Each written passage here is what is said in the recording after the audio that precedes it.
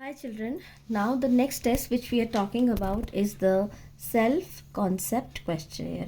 So if we identify the words self-concept means the feeling about oneself, what your thoughts are, what your perceptions are, the way you have your thoughts regarding your intellectual ability, your physical perception. So that is your self-concept. Always remember, self-concept has to be related to chapter number 2, where we talk about self-esteem, self-worth, self-control. So please go through when you are preparing this test. For the Viva, you need to be very clear about what is personality and what is self-concept, and these terms from the initial pages of the NCERT for chapter number 2. The next word says questionnaire. I hope there is a difference between a questionnaire and an interview schedule. A questionnaire is a set of questions where you are giving options. So if you look at the test, if this is the question, you will have 5 different options. So these 5 different options are the options which we give in a questionnaire. A questionnaire always comes with the options. So therefore it is a questionnaire. Now when you fill up this sheet, you will have to fill the name, their age, gender, religion, caste, whether you are in the rural or the urban setup, your father's name, your father's occupation, then your school. Now coming to this monthly income, many of you will have a confusion always in your mind what we have to fill in. So you can also fill in a fictitious number because nobody is going to come and look into it. There is not going to be any CBI raid to find out what is the income of the family. So you can write down any approximate number of the income, your class, section, roll number and the date. Now what is the important thing for you to notice? This self-concept questionnaire is divided into different areas: physical, social, temperamental, educational, moral and intellectual. That means whenever you get this sheet, the very first thing you will do it is write these words in the diagonal pattern. You will always not forget to write these in the diagonal pattern, so that your word, what the test identifies, which type of self-concept it is trying to identify, we will have it on the top only. This gives the examiner a very good idea that yes, my child knows about these particular areas. So then the next comes the turn for identifying these questions. So there is no need to be afraid. There is no need to be puzzled. This sheet is done for now. Now come to the conduction. You don't have to now focus on this sheet. Now when you read this sheet, you will have different questions. The total number of questions in this particular test are 48 questions. You don't have to tell your if you are getting it conducted on somebody, you don't have to tell the person how you are going to mark it. It is type of a rating scale also. So the person will be asked to read the question and interpret the answer by putting a tick. Suppose this question says, what do you think about your appearance? So whatever is your answer, I will mark it here. So that is my response.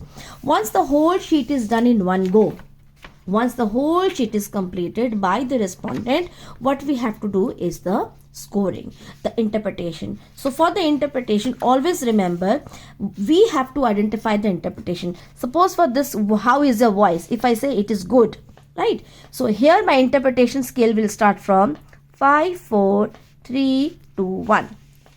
In this stage, we have to keep in mind that we will not write it initially because the subject will be able to understand and then mark accordingly. So we do not want to create a bias in the mind while the child is responding. RS is not the rupees which is in your wallet. RS is the raw score. Raw score. Suppose now in this question, the child has marked good, and good correspond to this number 4. So here I am getting 4. Suppose I marked here 3. Here I am getting 3. Suppose I marked here this, I get it 5. So I am doing the marking like this. There is no maths in this. So do not, children who are afraid of maths, they might identify, oh my god, this is again a test which will have numbers and we have to calculate. So we are not calculating it anything. We are just putting down the score. 5, 4, 3, 2, 1. And similarly, you will find that from question number 40, you will have the questions like this. So here also your marking will be 5, 4, 3, 2 and 1. And whatever is the source, suppose I mark it here 3. So my raw score, the RS will be 3. I mark it here this. So my raw score will be 4.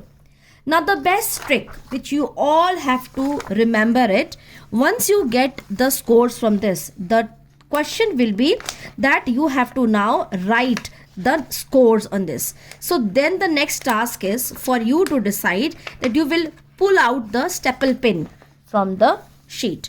Now your sheet is loose. This has to be like this only.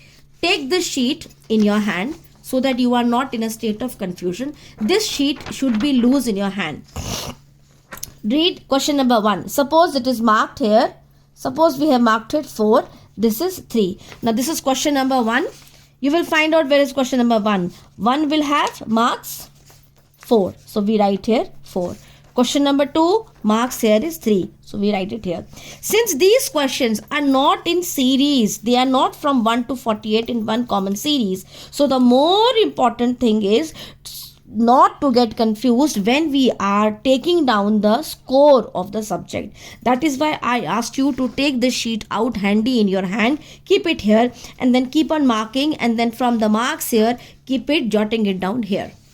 Now the next step after this, suppose you get here numbers 3, 4, 5, 2, 1, 4. Suppose you get numbers here. Now this is the scores which the subject has marked there. You will total it. It is arithmetic total. 3 plus 4 plus 3 plus 4 plus 5 plus 2 plus 1 plus 4. So you get a total here. Suppose X. Here you get Y. Here you get Z. Here you get A. Here you get B and here you get C. Suppose these are the scores. So what you will be doing is the sum of all areas will be X plus Y plus Z plus A plus B plus C. This will be a number which will generally come in a 3-digit number. And this number will come in a 2-digit number. This number will come in a 3-digit number. So the next task is to find out what is the meaning of the number. So here, let me tell you how to interpret it. When you get the response sheets, you will be having this type of number description, right? These are the number description. These are the raw score which your subject, whatever raw score your subject will be getting. So you will be making a table in your sheet. These are the areas and this is how the raw scores are. Now how to interpret? Suppose if we go by this sheet, the interpretation, if we see physical has 34. Now if I have to find out what is the interpretation for the child 34, I will have to first find out where is 34. 34 ranges here. That means it is high self-concept. So how you will write? The raw score obtained by the subject in the physical dimension of self-concept is 34, which means that the interpretation says the subject has high self-concept. This is what you will be writing in the interpretation or the conclusion. Okay, then you will, suppose let us see 32. This is 32. So where is 32? 32 here, it is here 32. 32 is above average self-concept.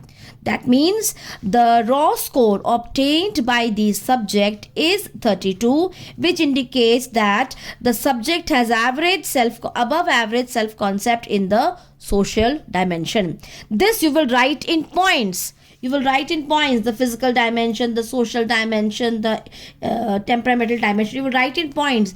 Do not make it a cumbersome job and an untidy presentation by putting all the things together. Use 1 points to explain the different areas of your self-concept. Once you are done, you will get a total score. Now when you get the total score, suppose you get here, suppose you get 150. Let's say you get 150 or you get suppose 181. Now when you get 181, you will have to find where is 181. 181 will range from 145 to 192. So it is above average self-concept. This you will learn. What is the category and what is the self-concept? High, low, above average, below average. So you will comment on that because it could be one of the important Viva questions. Now next comes whether the test is a verbal test or a non-verbal test. So whether it is a verbal test or a non-verbal test. This test is a verbal test. Why? Because it has questions. It has questions which we have to read and which we have to communicate and understand. Therefore, it is a verbal test and not a non-verbal test. Whether it is an individual test or a group test. So, it is both an individual test as well as a group test. Whether it is a culture fair test or a culture bias test. So it is a culture bias test because it has questions which has English words, and when you are reading the questions you can get a bias of the language. So it is not a culture fair test, it is a culture bias test. Also remember, when you are filling up the response sheet, you should never and never fill the answers with the pen. You will never ever fill the answers with the pen. Always make sure that your answers are filled with the pencil. Hope this makes a little bit sense to you, and please revise SCQ to the best of your capacity.